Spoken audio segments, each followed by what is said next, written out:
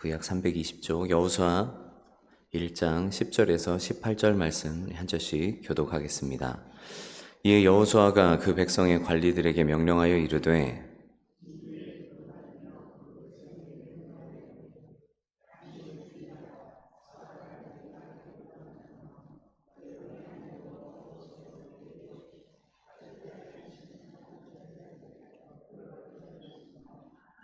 여호수아가 또 르우벤 지파와 갓 지파와 므낫세 반 지파에게 말하여 이르되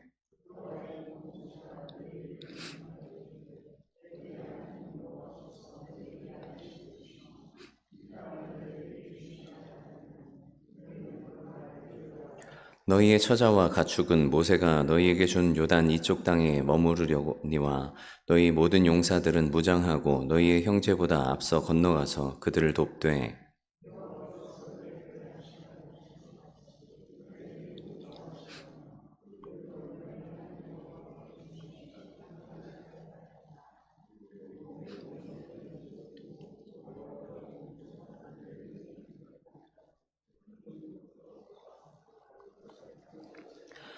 그들이 여호수아에게 대답하여 이르되 당신이 우리에게 명령하신 것은 우리가 다 행할 것이요 당신이 우리를 보내시는 곳에 우리가 가리이다.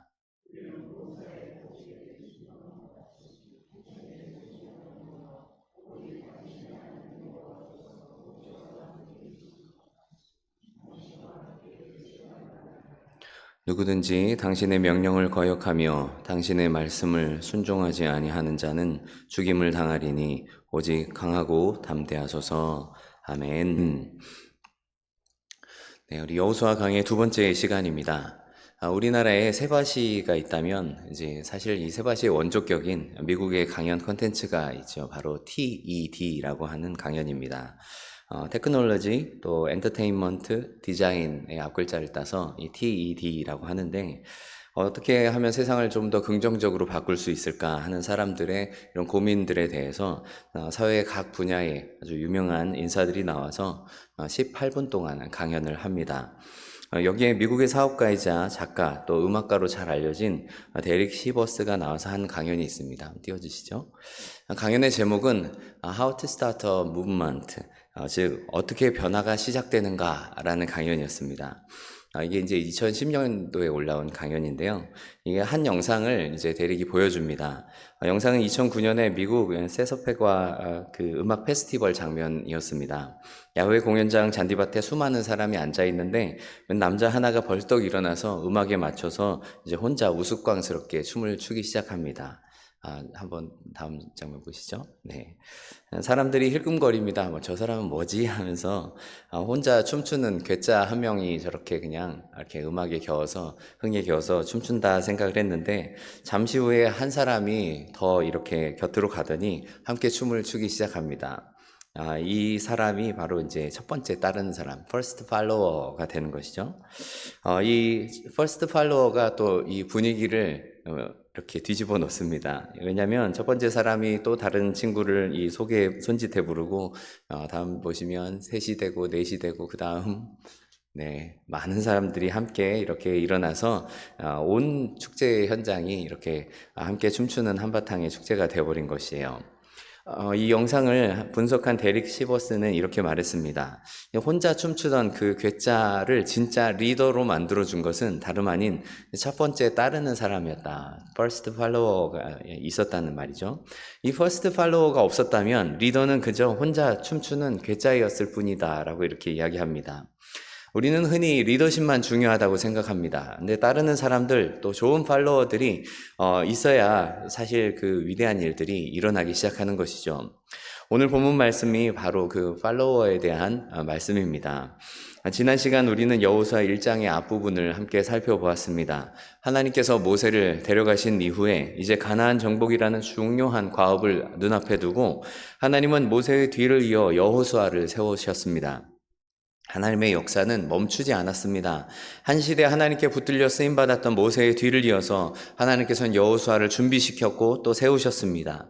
하나님께서 세우신 이 새로운 지도자 여호수아에게 이 사명을 다시 한번 되새겨 주십니다. 일어나 백성들을 이끌고 이 요단을 건너 가나안 땅으로 들어가라 말씀하십니다. 하나님께서 여기까지만 말씀하셨다면 여호수아는 무척이나 또 큰 근심에 쌓였을 것입니다. 그러나 하나님께서는 이 사명뿐만 아니라 감당할 수 있는 힘까지도 허락해 주시겠다고 약속하십니다. 그리고 더불어서 하나님께서는 강하고 담대하라 라고 3번이나 강조해서 여호수아에게 이렇게 힘을 북돋워 주십니다. 그리고 여호수아가 이렇게 강하고 담대해야 할 이유에 대해서 중요한 것은 바로 눈앞에 있는 환경이나 또 다른 문제들보다도 하나님의 말씀을 기억하고 따르는 데 있어서 강하고 담대해야 될 것을 요구하시죠. 지금까지는 이렇게 하나님께서 여호수아에게 말씀하시는 시간이었다면 이제 오늘 본문의 말씀은 여호수아가 이제 백성들을 향해서 말합니다. 사흘 안에 이 요단강을 건너게 될 것이라 준비하라 메시지를 이렇게 보내게 되죠. 그리고 이미 이제 요단 동편 땅을 기업으로 받은 루벤, 갓, 그리고 므낫세 반 지파 사람들에게 이제 요단강을 건너는 이 서편 땅에서도 앞장설 것을 요구합니다. 먼저 기업으로 받은 이 지파이긴 하지만 이 가나안 땅 정복은 모든 이스라엘 백성들이 함께 치러야 하는 전쟁이었기 때문입니다. 처자와 가축들은 요단 동편에 남겨두고 이들이 먼저 가나안 땅 정복에 앞장서야 한다고 요청합니다. 그리고 이 루벤, 갓, 또 므낫세 반 지파 사람들이 어떻게 대답합니까? 이 여호수아를 따라서 이 역사를 함께 이뤄나가겠다고 결단합니다. 어떤 면에서 보면 정말 진정한 리더는 하나님이시죠. 그리고 하나님을 따르는 이 퍼스트 팔로워가 바로 여호수아인 셈입니다. 그런데 또한 이렇게 이 백성들의 관리들 뿐만 아니라 이렇게 르우벤, 갓, 또 므낫세 반 지파 사람들, 모든 이스라엘 백성들이 하나님께서 세우신 이 여호수아를 중심으로 가나안 땅 정복의 역사를 함께 이렇게 이루어 나가는 이 팔로워들 아니었겠습니까? 약속을 믿는 공동체의 모습은 어떻게 해야 될까요? 우리도 모두가 이 하나님 나라, 믿음의 이 리더를 따라가는 이 공동체가 되기 위해서 하나님의 역사를 이뤄나가는 성도 되어야 합니다. 우리가 어떤 신앙의 모습을 가져야 하는지 성경을 통해서 우리에게 소개하는 이 말씀을 우리가 함께 굳게 붙들고자 합니다. 오늘 첫 번째로 붙들 말씀은 이것이죠. 하나님의 약속을 정말로 믿는 사람은 그 약속을 듣고 가만히 있지 않습니다. 곧바로 일어나 움직입니다. 여호수아가 했던 모습이 무엇입니까? 10절과 11절에 이렇게 말씀합니다. 이에 여호수아가 그의 백성들의 관리들에게 명령하여 이르되 진중에 두루 다니며 그 백성에게 명령하여 이르기를 양식을 준비하라. 사흘 안에 너희가 이 요단을 건너 너희 하나님 여호와께서 너희에게 주사 차지하게 하시는 땅을 차지하기 위하여 들어갈 것임이라 하라. 이렇게 말씀합니다. 10절 말씀은 이해라고 말씀을 시작하시죠. 이해라는 말이 뭡니까? 이제 1절부터 9절까지 이어지는 하나님의 말씀에 이어서 여호수아가 어떻게 했는가 하는 이 말씀을 말씀하는 겁니다. 여호수아는 하나님의 말씀을 듣고 곧바로 움직였습니다. 머뭇거림이 없었습니다. 이 하나님의 말씀을 들은 여호수아의 반응은 즉각적인 순종이었습니다. 이 10절과 11절 두 말씀 속에서 이렇게 여호수아가 이 백성들을 향하여서 이렇게 지시했던 것이 무엇인가를 살펴보면 우리가 중요한 내용들을 또 알 수 있죠. 먼저 여러분, 여호수아가 어떤 모습을 요구합니까? 본문은 이제 백성의 관리들에게 명령하여서 진중에 두루 다니며 라고 이렇게 말씀합니다. 하나님의 말씀을 들은 즉시 이 이스라엘 백성들 전체를 향하여서 이렇게 전달했던 것입니다. 근데 마치 아까 살펴본 음악축제의 첫 번째 팔로워처럼 하나님의 명령을 따라서 믿음으로 즉각 순종한 첫 번째 팔로워였습니다. 특히 여호수아의 모습이 얼마나 신실합니까? 여호수아는 저 멀리 장막에 앉아서 이렇게 명령만 툭 던진 사람이 아니었습니다. 물론 이제 실제로 이 명령을 받아서 전할 사람들은 이스라엘 백성들의 관리들이었지만 하나님의 명령을 확신하면서 이렇게 전달한 메시지의 내용이 무엇이었습니까? 그는 이 하나님의 말씀을 따라서 백성들에게 양식을 준비하라. 또 요단을 건너갈 것이다 말씀하면서 이 땅을 차지하기 위해서 준비해야 될 것을 요구하지요. 이 진영 곳곳을 다니면서 하나님의 명령을 따라서 이스라엘 백성들 공동체 전체가 이 하나님의 비전을 함께 품고 동참할 것을 요청하고 있습니다. 여러분, 훗날 이스라엘의 3차 포로 귀환을 이끈 느헤미야의 모습이 참 중첩이 되는 그런 모습이죠. 여호수아의 모습과 참 닮아 있지 않습니까? 고국의 안타까운 소식을 듣고 이것을 하나님께서 주신 자신의 사명으로 받아들였습니다. 그는 예루살렘에 도착해서 한밤중에 직접 무너진 성벽을 돌아보았습니다. 중요한 인사들과 함께 이스라엘 백성들의 지도자들에게 이렇게 시켜서 보고받을 수도 있었겠지만, 백성들을 다 자는 이 한밤중에 다른 사람들을 시키지 않고 자신이 직접 이 예루살렘 상황을 둘러본 것이죠. 하나님의 말씀을 따라 즉각 순종했던 이 느헤미야, 자신의 두 눈으로 이런 상황들을 보고 또 하나님의 말씀을 따라서 어떻게 성벽을 재건해 나가야 될 것인가를 순종의 모습으로 이렇게 나아갔던 느헤미야였죠. 여러분, 이 여호수아가 이스라엘 백성들에게 명령한 내용을 한번 우리가 깊이 들여다보기를 원하는데요. 먼저 이제 여호수아는 백성들에게 양식을 준비하라 이렇게 말씀합니다. 사실 이 여호수아가 요청했던 이 내용 전체가 하나님께서 하신 약속을 믿는 이 확신이 없었다면 전달할 수 없는 그런 내용이었습니다. 생각해 보십시오. 전쟁을 코앞에 둔 상황입니다. 준비해야 될 것이 한두 가지가 아니었을 것입니다. 무기도 점검해야 되고 전투 대용도 갖춰야 되고 훈련도 해야 되고 가족들 가축을 어떻게 해야 될 것인가, 이런 것들 정비하는 일들도 많았겠죠. 그러나 여호수아가 이스라엘 백성들에게 내린 첫 명령은 뜻밖에도 양식을 준비하라는 것이었습니다. 왜 양식을 준비하라고 말씀했겠습니까? 여기에는 아주 깊은 뜻이 담겨져 있습니다. 이제는 광야 시대가 저물고 이제 이 가나안 땅에 입성하는 시대가 되었기 때문입니다. 지난 40년 동안 이스라엘 백성들이 광야에서 먹었던 것이 무엇입니까? 바로 하늘에서 내리는 만나였습니다. 매일 아침마다 하나님께서 약속하신 대로 만나가 이렇게 내렸습니다. 이스라엘 백성들은 큰 힘 들이지 않고 이 만나를 먹고 살 수 있었습니다. 물론 이스라엘 백성들이 하나님의 뜻에 따라서 순종해야 했죠. 매일 아침마다 해가 뜨기 전에 이것을 거두어야 했습니다. 안식일 전날에는 2배를 거두어야 했습니다. 안식일 날엔 거둘 수가 없었습니다. 이 하나님의 명령을 따라서 계속해서 만나를 거두는 이 훈련을 하면서 이스라엘 백성들이 살았습니다. 만나가 없이는 이스라엘 백성들 살 수가 없었습니다. 하나님께서 내려주신 이 만나 때문에 이스라엘 백성들이 광야에서 살 수가 있었습니다. 그런데 이제 약속의 땅으로 들어가면 이 만나는 그치게 됩니다. 실제로 여호수아 5장 12절에 보면 또 그 땅 소산물을 먹은 다음 날에 만나가 그쳤으니 라고 말씀합니다. 이스라엘 백성들이 다시는 만나를 얻지 못하였고 그해 가나안 땅에 소출을 먹었다 말씀하세요. 그러니까 이 만나라는 것은 광야 생활에 특별한 하나님께서 내려주신 은혜였습니다. 이제는 이스라엘 백성들이 가나안 땅 정복을 위해서는 양식을 준비해야 되는 이런 준비가 필요했던 것이죠. 여러분, 우리가 여기서 한 가지 기억해야 될 중요한 신앙의 원리가 있습니다. 하나님께서 분명히 그 땅을 약속해 주셨습니다. 그러나 그 약속이 사람이 마땅히 해야 할 이 준비까지 대신 해주지는 않았다는 사실입니다. 믿음이라는 것이 우리가 두 손을 놓고 가만히 기다리고만 있으면 되는 것이 아니죠. 오히려 하나님을 신뢰하기 때문에 하나님 주실 그 약속의 땅을 바라보면서 미리 준비해야 하는 것입니다. 지금까지 하나님께서 내려주신 만나가 있었으니까 그냥 땅에서도 들어가서 알아서 하시겠지.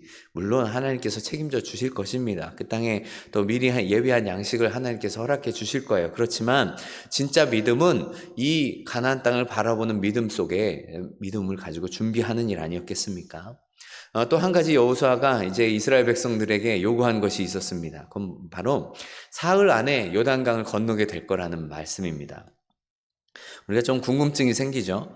여호수아는 이렇게 사흘 안에 요단강을 건너게 된다 이렇게 말을 하는데, 정작 요단강을 건너게 되는 장면은 이제 조금 더 뒤에 나오죠. 3장에 이렇게 등장하지 않습니까? 그 사이에 이제 2장에서 여리고 땅으로 이렇게 정탐꾼을 보내게 되고, 또 정탐꾼이 다녀온 시간들이 있었고, 또 이렇게 요단을 건너기까지 준비한 시간들을 생각해 보면 사흘 그 이상이 훨씬 더 걸렸어야 했습니다. 지금 이 말씀을 듣는 이스라엘 백성들이 바로 준비한다고 해도 사흘 이상은 걸릴 그런 시기잖아요. 성경학자들은 이 말씀을 대체로 이제 두 가지 정도로 해석합니다. 하나는 이 히브리 사람들에게 이 사흘이라는 이 표현이 그냥 관용적인 표현이라는 거예요. 반드시 정확히 이 72시간 뒤에라는 말이 아니라 이제 곧 또 머지않아서 이렇게 하게 될 것이다. 임박함을 나타내는 그런 관용적인 표현이 사흘 뒤에라는 이런 말이라는 거예요. 또 다른 하나는 성경의 이런 서술 순서가 반드시 이 시간의 흐름에 따라서만 정리된 것은 아니기 때문에 이미 이제 여리고 정탐이 이 명령과 이 같은 비슷한 시기에 진행되고 있었다고 보는 것이죠. 이렇게 보면 이제 사흘은 요단 도하를 코앞에 둔 마지막 준비 기간을 가리키는 것으로도 볼 수 있습니다. 중요한 것은 여기서 날짜 계산의 문제가 아니라 핵심적인 것은 여호수아가 하나님의 약속의 말씀을 듣자마자 조금도 지체하지 않고 사흘 안에 건너간다고 이렇게 못 박을 만큼 하나님의 약속을 확신하고 또 신뢰하는 가운데 즉각 움직였다는 사실입니다. 하나님께서 내가 그 땅을 주었다 말씀하시자 곧바로 백성들에게 이 내용을 전달하면서 백성들을 이렇게 일으켜 세운 것이죠. 여러분, 성경을 보면 이렇게 하나님의 말씀에 즉각 순종한 사람들의 믿음의 모습들이 나오지 않습니까? 노아의 경우를 보십시오. 아직 비가 한 방울 내리지도 않는데 하나님께서 방주를 지으라 말씀하십니다. 그는 그대로 따라 했습니다.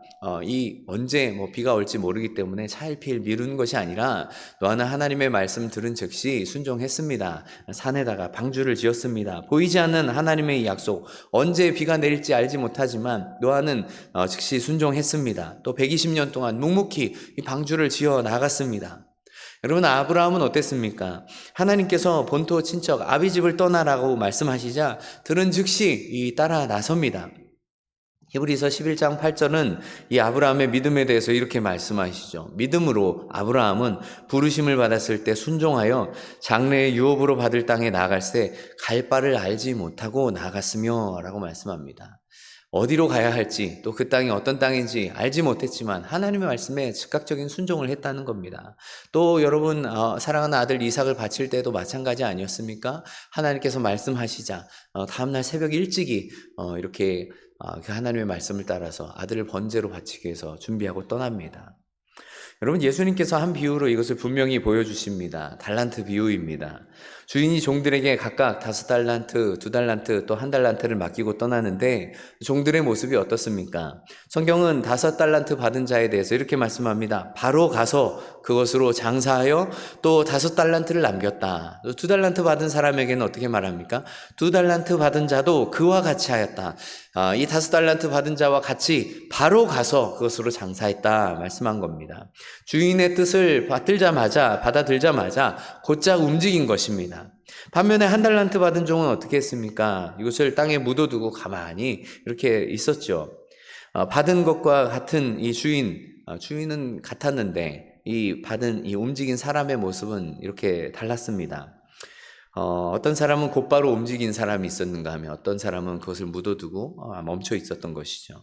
주인이 돌아왔을 때 칭찬한 종은 누구였습니까? 그것은 바로 가서 움직인 종들이었습니다. 들은 즉시, 맡은 즉시 따라 움직이는 것, 이것이 충성된 종의 모습 아니겠습니까?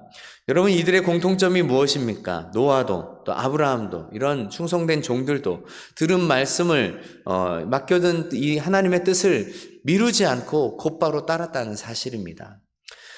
근대 선교의 아버지라 불리는 윌리엄 캐리의 유명한 일화가 있습니다. 캐리는 본래 가난한 구두 수성공이었습니다. 정식 교육도 거의 받지 못한 사람이었습니다. 그런데 이 사람이 작업장 벽에 커다란 이 세계 지도를 펼쳐놓고 구두를 깁다가도 그 세계 지도를 보면서 마음 아파하면서 기도하는 거예요. 아직 복음을 받아들지 못한 수많은 사람들이 있다는 것을 생각하면서 말이죠. 그러던 어느 날 목사님들의 모임에서 캐리가 우리가 온 세상에 나가서 복음을 전해야 합니다 이렇게 외쳤을 때 한 선배 목사가 그를 이렇게 면박을 합니다. 아이 젊은이 안 깨나, 하나님께서 이방인을 구원하시기로 하셨다면 자네나 내 도움 없이도 충분히 하실 것일세, 우리들이 형편이 이렇게 어디 나가서 복음 전할 형편이 아니라는 그런 말이었겠죠. 그 시대 사람들에게 또한 땅끝을 향하여서 선교한다는 것은 이렇게 이루기가 쉽지 않은 그런 미션이었기도 했고, 또 한 젊은이의 무모한 열심이 그냥 이렇게 치기 어린 이런 모습으로만 비춰졌기 때문이었겠죠. 그러나 캐리는 거기서 주저하지 않습니다. 오히려 그는 이런 유명한 일화를 이렇게 남기죠. 하나님께 큰 일을 기대하라. 그리고 하나님을 위해 큰 일을 시도하라. 그는 이 토론만 하다 끝나지 않았습니다. 바로 선교회를 세웠고 이듬해에 가족과 함께 인도를 향하는 배에 올랐습니다. 그리고 무려 41년을 단 한 번도 고향에 돌아오지 않고 그 땅에서 자기 삶을 쏟아부었습니다. 들은 사람은 말이 아니라 발로 응답하는 사람입니다. 성도 여러분, 캐리를 움직이는 것이 무엇일까요? 하나님이 일하신다. 그 확실한 이 약속을 믿음 가지고 순종한 것이 전부 아니었습니까? 사랑하는 성도 여러분, 이 말씀은 먼 옛날 여호수아나 또 멀리 인도로 떠났던 이 윌리엄 캐리에게만 해당하는 말씀이 아닙니다. 바로 오늘 우리에게 주시는 말씀이에요. 하나님께서 우리 모두에게 하나님께서 같은 질문을 던지십니다. 하나님의 약속을 듣고도 우리가 언젠가는 해야지 하면서 한 걸음 물러나 버릴 때가 참 많아요. 즉각적인 순종이라는 것은 거창한 것이 아닙니다. 여호수아가 백성들에게 양식을 준비하라, 또 그리고 사흘 안에 건너갈 것이다, 이렇게 확신 있게 이 이스라엘 백성들에게 말했던 것처럼 하나님의 말씀을 듣고 그 자리에서 내가 할 수 있는 일을 해나가는 것입니다. 여러분, 말씀을 더 가까이 하라는 하나님의 음성이 우리에게 들리십니까? 나중에 하라가 아니라 오늘부터 성경을 펴는 것입니다. 누군가를 섬기고 싶은 마음이 듭니까? 미루지 말고 그 한 사람에게 내 손을 내미는 것이 필요합니다. 공동체가 함께 해나가야 할 일들이 있을 때 남들이 또 하겠지, 나 말고도 다른 사람들이 많아 라고 생각하는 게 아니라 내가 먼저 그 자리에 서는 것입니다. 여러분, 오늘 우리 모두가, 우리 교회 공동체 전체가 하나님의 명령에 곧바로 순종하는 여호수아와 같은 모습이 필요합니다. 우리가 바로 이 여호수아와 같은 첫 번째 팔로우가 되어야 됩니다. 여러분, 이러한 믿음의 모습으로 하나님 말씀에 즉각 순종하는 우리 성도들 될 수 있기를 간절히 바랍니다. 두 번째로 우리가 생각해야 될 것이 있습니다. 그것은 바로 먼저 은혜를 받은 사람이 또 먼저 앞장서서 헌신해야 한다는 사실이죠. 이제 여호수아는 온 백성 가운데 특별히 세 지파를 따로 부릅니다. 르우벤 지파, 또 갓 지파, 또 므낫세 반 지파입니다. 12절부터 15절 말씀 보면 이렇게 말씀하죠. 여호수아가 또 르우벤 지파와 갓 지파와 므낫세 반 지파에게 말하여 이르되 여호와의 종 모세가 너희에게 명령하여 이르기를 너희 하나님 여호와께서 너희에게 안식을 주시며 이 땅을 너희에게 주시리라 하였나니 너희는 그 말을 기억하라. 너희 처자와 가축은 모세가 너희에게 준 요단 이쪽 땅에 머무르려니와 너희 모든 용사들은 무장하고 너희 형제보다 앞서 건너가서 그들을 돕되 여호와께서 너희를 안식하게 하신 것 같이 너희의 형제도 안식하며 그들도 너희 하나님 여호와께서 주시는 그 땅을 차지하기까지 하라. 그리고 너희는 너희 소유지 곧 여호와의 종 모세가 너희에게 준 요단 이쪽 해 돋는 곳으로 돌아와서 그것을 차지할지니라 라고 말씀합니다. 여러분, 이 르우벤 지파, 또 갓 지파, 므낫세 반 지파 어떤 사람들이었습니까? 이 사람들은 요단의 동편 땅을 먼저 차지한 사람들이었습니다. 민수기 32장 말씀을 보면 이들이 먼저 땅 분배를 받은 사건을 이렇게 기록합니다. 이스라엘 백성들이 가나안 땅에 들어가기 전에 요단 동편 땅을 먼저 정복하게 되죠. 그 길에서 이스라엘 백성들 아모리 왕 시혼 또 바산 왕 옥을 물리치고 이 땅을 손에 넣습니다. 그런데 르우벤 지파 또 갓 지파 이렇게 보니까 요단 동편 땅이 가축을 치기에는 더할 나위 없이 좋은 목초지가 있는 것이었습니다. 또 마침 이들에게는 이렇게 쳐야 할 가축들이 힘이 많았고요. 그래서 모세에게 청한 겁니다. 이 땅이 목축할 만한 곳이니 우리가 요단을 건너지 않고 여기를 우리 기업으로 받게 해달라고 요청을 했어요. 모세가 이 말을 듣고 처음에는 아주 화가 났죠. 왜 그랬겠습니까? 40년 전에 10명의 정탐꾼들이 이 가나안 땅 두려워해서 온 백성들의 그 마음을 무너뜨린 그 일이 떠올랐기 때문입니다. 모세는 이들에게 너희가 여기 머물러서 형제들만 싸우러 내보냈냐고, 어찌 너희가 형제들의 마음을 낙심케 하느냐고, 이렇게 나머지 지파 사람들만 가서 이렇게 가나안 땅 정복을 하려면 참 얼마나 부담이 되겠습니까? 그때 이 두 지파와 또 반 지파가 약속합니다. 우리 처자와 가축은 여기 두되 우리 용사들은 무장하고 다른 형제들보다 앞서 건너가서 그들이 다 기업을 받을 때까지 함께 싸우겠습니다. 이 약속을 듣고 모세가 비로소 그 땅을 이렇게 그들에게 허락해 주죠. 이것이 오늘 본문의 배경입니다. 이것을 여호수아도 너무나 잘 알고 있었죠. 이들은 이 땅을 이미 허락받았습니다. 이미 정착할 곳을 이렇게 약속받은 사람들입니다. 그러나 대신에 형제들을 위해서 앞서 싸우겠다는 그 약속이 그들에게 걸려 있었던 것입니다. 그래서 오늘 본문의 여호수아가 그 옛 약속을 다시 한번 꺼내게 된 것이죠. 여호와의 종 모세가 너희에게 명령하여 이르기를 너희 하나님 여호와께서 너희에게 안식을 주시며 이 땅을 너희에게 주시리라 하였나니 너희는 그 말을 기억하라 말합니다. 핵심 단어가 무엇입니까? 기억하라는 거예요. 무엇을 기억하라는 말씀이겠습니까? 먼저는 이 하나님과의 약속입니다. 이들이 과거에 했던 이 약속을 떠올리게 합니다. 하나님께서 너희에게 이미 안식을 주셨고 땅을 주셨다는 이 말입니다. 그 먼저 받은 은혜를 잊지 말라고 말합니다. 성도 여러분, 우리의 신앙은 어떤 면에서는 하나님의 은혜를 기억하는 이 기억의 싸움이 아니겠습니까? 하나님께서 우리에게 베푸신 이 은혜를 잊어버리는 순간에 이 하나님을 향한 헌신의 마음이 이렇게 사라져 버리게 되죠. 내가 하나님으로부터 받은 은혜를 잊어버리면 이 드릴 마음도 생기지 않기 때문입니다. 여러분, 우리가 이제 다가오는 7월 첫 주가 또 맥주감사주일이에요. 우리가 이 한 해의 절반을 돌아보면서 우리가 해야 될 것이 무엇이겠습니까? 기억이에요, 기억. 하나님께서 이 2026년의 절반을 돌아오는 가운데 우리에게 행하신 놀라운 일들이 얼마나 많습니까? 여러분, 우리가 이것을 잊어버린다면 안 되겠죠. 여러분, 하나님의 은혜를 받은 사람들은 반드시 이 은혜에 빚진 마음으로 헌신하게 되어 있습니다. 여러분, 우리도 이 하나님께서 행하신 일들을 기억할 수 있어야 해요. 여러분, 둘째로 우리는 먼저 받은 이 안식을 얻은 자가 앞장서야 한다는 사실입니다. 여러분, 이 두 지파 반은 사실 남아있을 명분이 참 충분했습니다. 처자식들도 거기에 있고 가축들도 거기에 있습니다. 무엇보다 이미 자기 지파의 땅을 이렇게 허락받았습니다. 우리는 이미 받았으니까 됐다고 이렇게 할 수도 있을지 모르겠어요. 그렇지만 여호수아가 14절 말씀에 이렇게 분명히 말하죠. 처자와 가축은 이 요단 이쪽 땅에 머물러도 좋으나 너희 모든 용사들은 무장하고 너희 형제보다 앞서 건너가서 그들을 돕되라고 말합니다.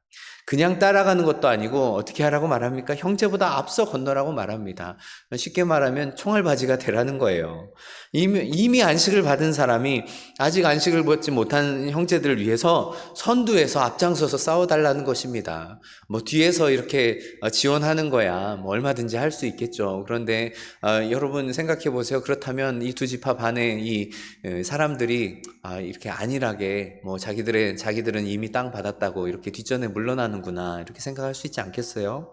그래서 이들이 먼저 앞서서 이렇게 전쟁 가운데서 선두에 서서 이렇게 싸워야 된다고 말합니다. 여러분, 먼저 받은 은혜에 책임이 따른다는 사실이에요. 15절 말씀 보면 여호와께서 너희를 안식하게 하신 것 같이 너희 형제도 안식하며 그들도 너희 하나님 여호와께서 주시는 그 땅을 차지하기까지 하라. 그리고 너희는 너희 소유지 곧 여호와의 종 모세가 너희에게 준 요단 이쪽 해 돋는 곳으로 돌아와서 그것을 차지할지니라. 다 정복 전쟁을 치르고 난 다음에 이제 요단 동편 땅을 다시 이렇게 돌아가라는 거예요. 너희가 먼저 안식을 누렸으니까 너희 형제들도 그 안식을 좀 누릴 수 있도록 다 차지할 때까지 힘써 싸워서 함께 해주라는 겁니다. 여러분, 여기서 중요한 하나님 나라의 원리가 있지 않습니까? 바로 이 먼저 받은 은혜에 대해서 이것은 나 혼자 누리라고 주신 것이 아니라는 사실이에요. 여러분, 이것은 오히려 먼저 받은 사람에게 오히려 더 큰 책임이 있음을 말씀하는 것입니다. 사실 이 원리가 성경 전체에 흐르지 않습니까? 또 에스더를 생각해 보세요. 왕후가 되어서 먼저 안전한 자리에 오른 에스더에게 이 모르드게가 이야기합니다. 너는 왕궁에 있으니 모든 유다인 중에 너 홀로 목숨 건지리라 생각하지 말으라는 거예요. 먼저 받은 그 자리는 너만 살라고 주신 그 자리가 아니라는 겁니다. 여러분, 노블리스 오블리주라는 말을 잘 알죠? 우리말로 옮기면 귀족에게는 그에 따른 의무가 있다는 말이에요. 높은 신분과 또 많은 혜택을 누리는 사람일수록 그만큼 더 큰 책임을 짊어져야 한다는 사실입니다. 근데 이렇게 영국 귀족 사회가 노블레스 오블리주를 실천한 대표적인 사건이 있습니다. 바로 1차 세계대전 때 영국의 명문 학교인 이튼 칼리지 출신의 학생들이 누구보다도 먼저 전쟁터에 나간 일입니다. 이 이튼 칼리지는 주로 귀족과 또 상류층 자제들이 다니던 이런 학교였습니다. 그런데 기록을 보면 이 학교 출신의 5,600명이 참전하게 됩니다. 그 중에 1,150여 명이 목숨을 잃었습니다. 5명 중에 1명꼴로 돌아오지를 못한 거예요. 여러분 한번 생각해 보세요. 이들은 굳이 최전선에 나가지 않아도 되는 사람들이었을 겁니다. 가진 것도 많았고 지킬 것도 많았겠죠. 어쩌면 얼마든지 다른 길을 피할 수 있는 길을 선택할 수도 있었을 것입니다. 그런데 가장 많은 것을 누리던 사람들이 오히려 가장 위험한 곳으로 먼저 이렇게 나간 겁니다. 왜입니까? 많이 받은 사람에겐 그에 합당한 책임을 져야 한다는 것을 알고 있었기 때문이에요. 사랑하는 성도 여러분, 여기 앉아있는 우리도 마찬가지입니다. 우리는 이미 먼저 은혜를 받은 사람입니다. 특별히 많은 성도들이 있지만 이 수요일 저녁에 이 힘든 시간에 나오는 성도들이라면 가히 이렇게 먼저 은혜를 받은 사람이라고 우리가 여겨도 되지 않겠습니까? 하나님께서 우리에게 큰 은혜를 주셨기 때문에 그 은혜대로 섬기고 있는 사람들이 여기 나와 있는 것이죠. 네.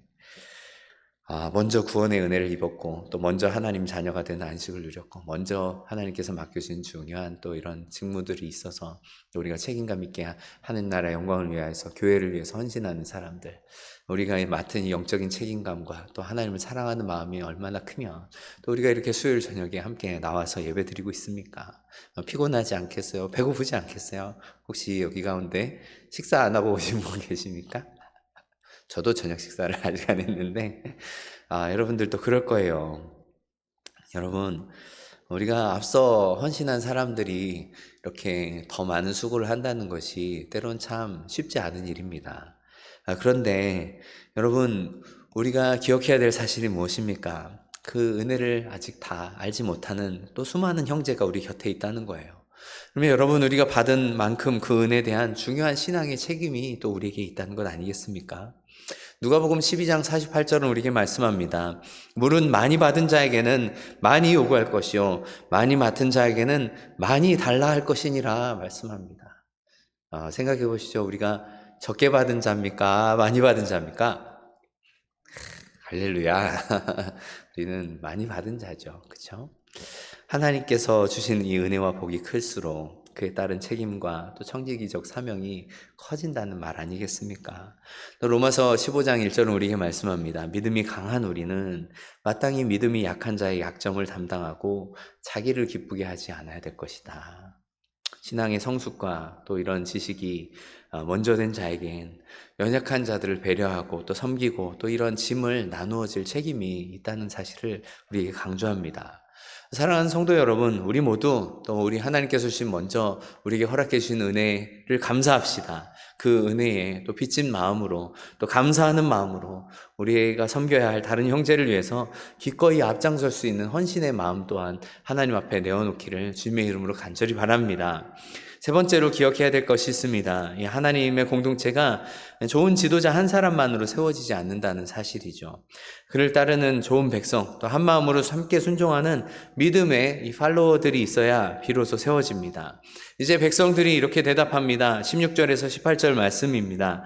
그들이 여호수아에게 대답하여 이르되 당신이 우리에게 명령하신 것은 우리가 다 행할 것이요 당신이 우리를 보내시는 곳에는 우리가 가리이다. 우리는 범사에 모세에게 순종한 것 같이 당신에게 순종하려니와 오직 당신의 하나님 여호와께서 모세와 함께 계셨던 것 같이 당신과 함께 계시기를 원하나이다. 누구든지 당신의 명령을 거역하며 당신의 말씀을 순종하지 아니하는 자는 죽임을 당하리니 오직 강하고 담대하소서. 여러분, 이 백성들이 하는 말이 무엇입니까? 조건 없이 순종하겠다 선언합니다. 당신이 우리에게 명령하신 것 우리가 다 행하겠습니다. 당신이 우리를 보내시는 곳에 우리가 가겠습니다. 여러분, 조건 없이 순종하겠습니다. 하나님의 이 공동체가 저마다 자기 생각대로 이렇게 자기가 좋을 대로 움직이고 만다면 하나님이 맡겨주신 이 사명을 어떻게 다 감당할 수 있겠습니까? 하나님께서 세우신 리더십 안에서, 하나님 세우신 이런 질서 안에서 한 방향으로 움직여야 하나님의 역사가 일어나는 것입니다. 특별히 이제 이 하나님께서 세우신 리더십을 인정하면서 이렇게 고백하지 않습니까? 우리가 범사에 모세에게 순종한 것 같이 당신에게 순종하려니와. 사실 여러분, 이것은 단순히 여호수아 개인이 뭐 이렇게 마음에 들어서 하는 충성 맹세가 아닐 것입니다. 하나님이 세우신 새로운 리더십이기 때문에 백성들이 받든 것이죠. 이스라엘 백성들이 지도자가 바뀐 이러한 새로운 시대를 맞이하고 있습니다. 이럴 때 백성이 모세면 몰라도 나 여호수아는 안 돼 라고 한다면 어떻게 되겠습니까? 가나안 땅 정복이 참 쉽지 않을 것이에요. 근데 백성들이 여호수아를 모세의 뒤를 잇는 하나님의 지도자로 받아들임으로써 이 모세를 통해서 하나님께서 하셨던 역사, 그 리더십의 계승이 온전히 이루어진 것입니다. 여러분, 이 따르는 팔로워들, 이 백성들이 없었다면 그럼 뭐 여호수아 혼자 어떻게 이 일을 다 감당할 수 있겠어요? 할 수 없는 일이죠. 여러분, 셋째로 이 좋은 팔로워가 이 지도자를 위해서 기도하고 또 함께 세워주는 이런 공동체가 되어야 한다는 사실입니다. 여러분이 백성들의 응답에서 참 이 은혜가 되는 대목이 뭡니까? 17절의 뒷부분이죠. 오직 당신의 하나님 여호와께서 모세와 함께 계셨던 것 같이 당신과 함께 계시기를 원하나이다. 백성이 지도자를 위해서 하나님의 임재를 이렇게 빌어주고 있는 것이죠. 또 18절 마지막에 보면 백성의 입에서 이런 이야기가 나옵니다. 오직 강하고 담대하소서. 여러분, 사실 이 말이 어디서 나온 말입니까? 바로 앞에 하나님께서 여호수아에게 이렇게 세 차례나 반복했던 말입니다. 강하고 담대하라. 그 말을 백성들이 또 이렇게 힘을 북돋워주고 있습니다. 하나님께서 여호수아에게 하셨던 이 말씀, 이제 백성들이 똑같이 여호수아에게 이렇게 돌리면서 이 하나님의 말씀이 한 사람 여호수아의 것만이 아니라 우리 모두가 다 강하고 담대하게 이 하나님의 말씀 따라서 가겠습니다. 헌신하겠습니다. 충성하겠습니다. 이 하나님의 말씀이 또 여호수아 한 사람에게만 지어진 것이 아니라 우리 모두 공동체의 몫입니다. 따라한 것이죠.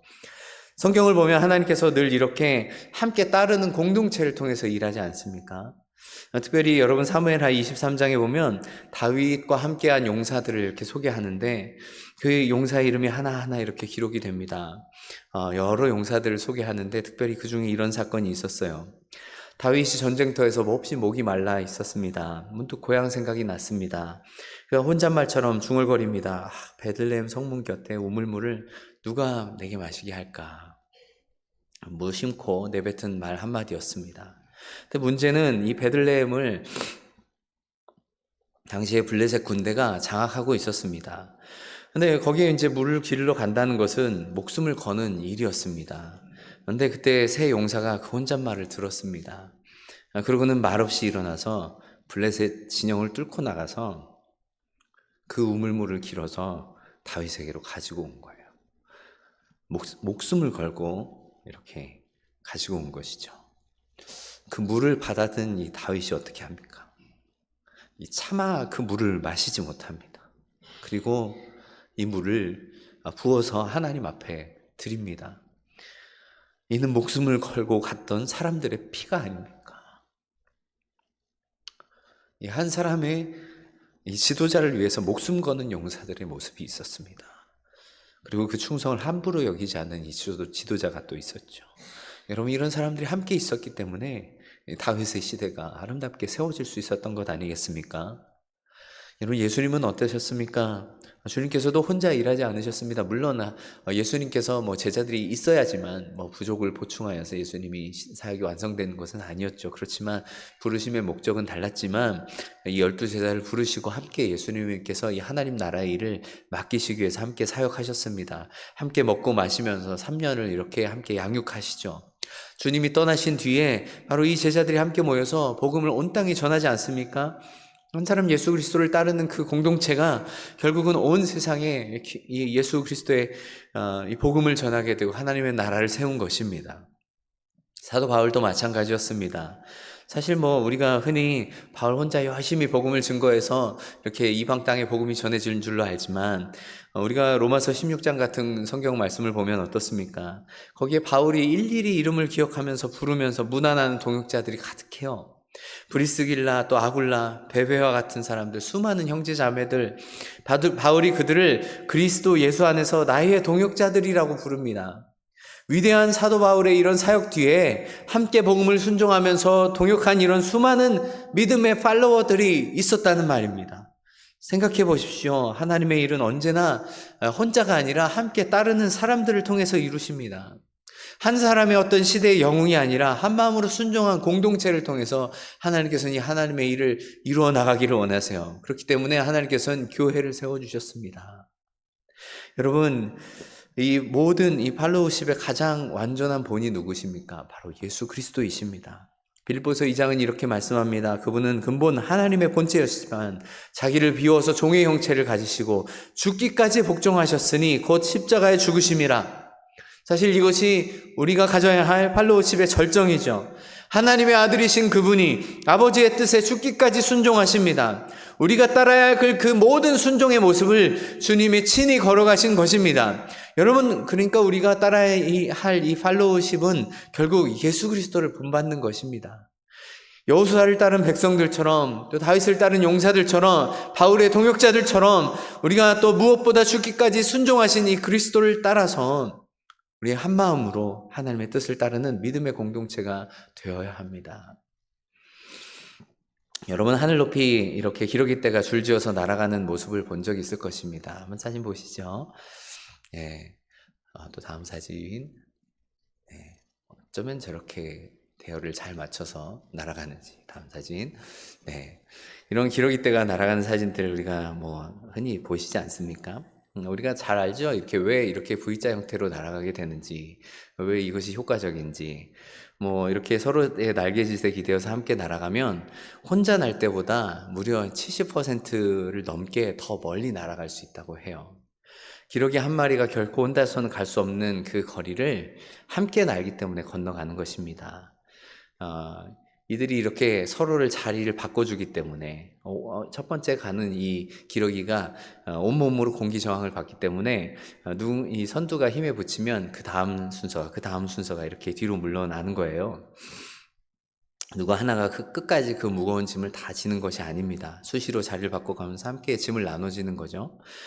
이렇게 또 함께 있어야지 또 안전해요. 왜냐하면 이렇게 대형을 이루어서 이렇게 날아가게 되면 또 이렇게 시야도 이렇게 넓어지게 되고 천적도 일찍 발견할 수 있게 되고 서로 부딪히지 않으면서 이렇게 날아갈 수 있기 때문이죠. 떨어져서 혼자 날아가는 새가 가장 위험한 것 아니겠습니까? 근데 여기서 우리가 정말 중요하게 주목해야 될 것이 있습니다. 이 기러기들이 날아가면서 하는 중요한 일이 있다고 해요. 그거는 끊임없이 소리를 내는 것입니다. 영어로는 그 소리를 홍크라고 해요. 홍크 하면서 기러기들이 소리를 내면서 날아간다고 하죠. 학자들은 이렇게 말합니다. 이 뒤따르는 기러기들이 이렇게 홍크 하면서 내는 소리들은 이 맨 앞에서 온몸으로 이렇게 바람을 가르면서 힘들게 이렇게 날고 있는 선두를 향한 응원의 소리라는 거예요. 힘내라! 잘 가고 있다. 우리가 뒤에 있다. 이것을 계속해서 이렇게 격려해 주는 거예요. 막 홍콩 하면서 이렇게. 여러분, 이 장면을 우리도 생각해 보십시오. 맨 앞에 리더가 가장 거센 바람을 맞으면서 힘겹게 이렇게 가고 있을 때 뒤따르는 무리가 가만히 있는 것이 아니고 끊임없이 소리를 내면서 응원을 이렇게 뒷받쳐 주는 겁니다. 여러분, 이게 진짜 팔로워의 모습 아니겠습니까?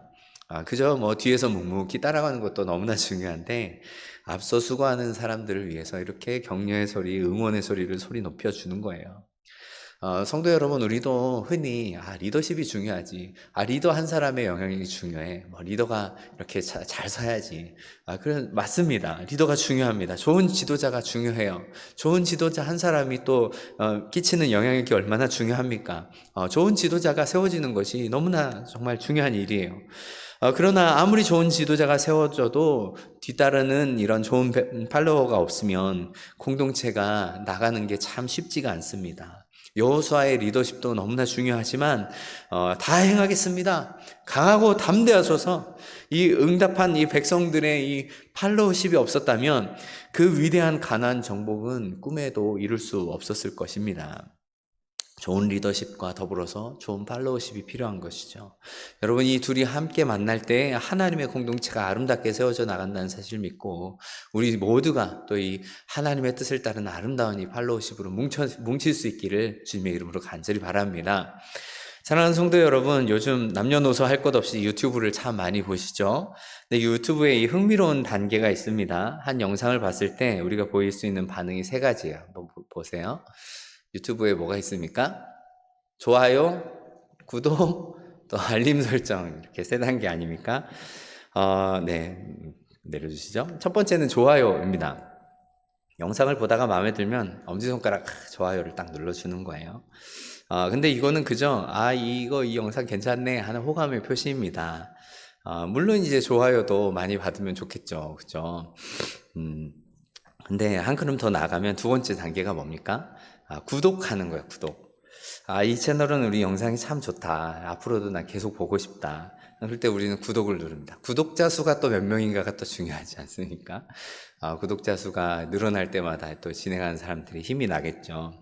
한번 보고 마는 게 아니라 이 채널과 내가 계속 가겠습니다 하는 그런 표시 아니겠습니까? 근데 여기서 보다 더 적극적인 표현이 있습니다. 뭐예요? 세 번째, 알림 설정하는 거예요. 알림 설정.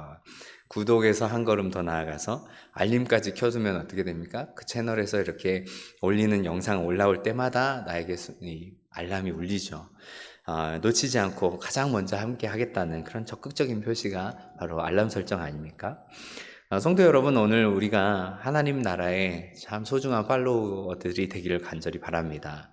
근데 그냥 좋아요만 누르는 팔로워가 아니기를 바랍니다. 교회 좋지요. 신앙 좋지요. 또 교회에서 하는 거 다 좋습니다. 이렇게 좋아요 누르는 것도 참 좋지만 가볍게 이렇게 호감만 표기하고 가는 그런 팔로워 말고요. 한 걸음 더 나아가서 구독을 누르는 팔로워들이 됩시다. 나는 이제 이 길 계속 가겠습니다. 하나님과 끝까지 함께 하겠습니다. 하나님 나라의 이 구독 팔로워가 되시길 바랍니다.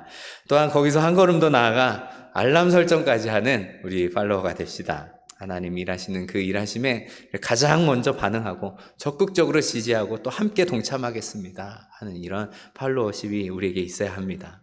오늘 함께 나눈 이 하나님의 약속을 믿는 공동체 어떻게 살아가는지 하나님의 말씀의 메시지를 기억할 수 있기 바랍니다. 하나님의 약속을 믿는 사람이 어떤 모습으로 순종하는가, 여호수아가 하나님의 말씀 듣자마자 즉각적으로 순종하는 이 모습, 이 들은 즉시 따라 나선 이 first follower, 첫 번째 팔로워, 우리도 이러한 모습으로 하나님의 뜻에 이렇게 아름답게 순종하는 또 반응하는 우리가 되어야 합니다. 또 먼저 받은 하나님의 은혜가 있다면 또 이것이 하나님께서 나를 위해서 나를 통해서 다른 사람들 섬기라고 주신 은혜구나 생각하고 더 많이 이렇게 섬기는 은혜가 있어야 합니다. 또 모두가 함께 이 하나님께서 세워주신 이 리더십과 이것을 따라가는 이런 팔로우십이 함께 하나님 나라를 든든히 세워가는 역사라는 사실을 기억하면서 우리가 함께 한 마음으로 다 행하겠습니다. 강하고 담대하소서 하는 이런 한 마음으로 응답하는 공동체가 되어서 하나님 나라와 이 하나님께서 세우신 이 교회 안에 세워주신 이 귀한 비전들을 모두가 한 마음으로 함께 이루어나갈 수 있는 하나님의 나라의 백성들, 또 귀한 믿음의 공동체, 교회 성도들이 될 수 있기를 주님의 이름으로 간절히 바랍니다. 함께 기도하겠습니다. 우리는 어떤 팔로워들입니까? 여호수아처럼 주님의 말씀 듣는 즉시 일어나 따라 나서는 중요한 첫 번째 팔로워가 되게 하여 주시옵소서. 언젠가는 하며 미루지 말고 오늘 내 자리에서 한 걸음 내딛는 우리 모습 되게 해달라고 기도합시다. 특별히 먼저 받은 은혜가 있다면 나만 누릴 특권이 아니라 형제를 함께 섬겨나가야 할 귀중한 책임이 있음을 기억하고 또 우리가 기꺼이 이 일에 앞장서게 해달라고 함께 기도합시다. 특별히 좋은 리더십과 더불어서 좋은 팔로우십이 만나서 하나님께서 이루고자 하시는 이 교회의 아름다운 이 뜻이 함께 이루어지고 또 하나님의 은혜 안에서 이 주님의 몸된 교회가 든든히 세워져 갈 수 있기를 함께 한 마음으로 동역하며 나가게 해달라고 시간 함께 기도하며 나갑시다. 기도합니다.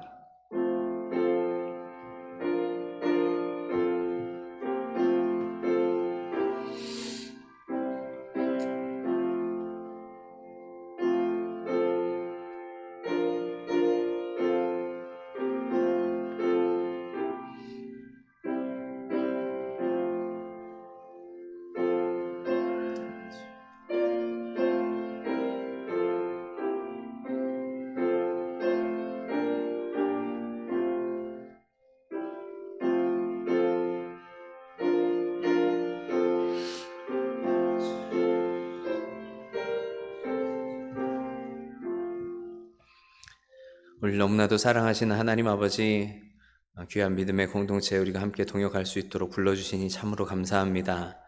하나님의 말씀이 끝나자마자 또 움직였던 여호수아처럼 우리가 하나님의 뜻을 온전히 순종하며 나갈 수 있게 하여 주시옵소서. 또 믿음의 팔로워십을 가지고 또 하나님의 이 가나안 정복의 역사를 이루어갔던 이스라엘 백성들처럼 우리 하나님께서 불러주신 귀한 교회 공동체가 한 마음과 한 뜻이 되어서 한 걸음 한 걸음 앞서 같이 나아갈 수 있도록 인도하여 주시옵소서. 하나님 나라 역사 위하여서 아름답게 쓰임받는 소중한 팔로워들이 될 수 있도록 인도하여 주시고, 각자의 삶의 자리에서 이 들은 말씀 하나님의 뜻을 함께 이루어나가는 우리 모두 되게 하여 주시옵소서. 그래서 하나님께서 귀한 교회를 통하여서 이루고자 하시는 하나님의 뜻이 온전히 이루어지게 하여 주시고, 또 하나님이 이 시대와 이 지역과 이 사회와 나라를 위하여서 귀하게 붙들려 쓰임받는 우리 교회 될 수 있도록 인도하여 주시옵소서. 하나님 우리에게 성령의 충만함과 은혜 주시옵소서. 좋은 리더십 갖게 하여 주시고 좋은 팔로우십 갖게 하여 주셔서 하나님 기뻐하시는 아름다운 교회로 또 우리가 믿음의 모습 가지고 세워져 나갈 수 있도록 인도해 주시옵소서. 우리 앞에 놓여있는 이 귀한 과업들을 또 하나하나 완수해 나가는 가운데 하나님께 기쁨이 되는 우리 교회 될 수 있도록 인도하여 주시옵소서. 감사드리며 예수님 이름으로 기도드립니다. 아멘.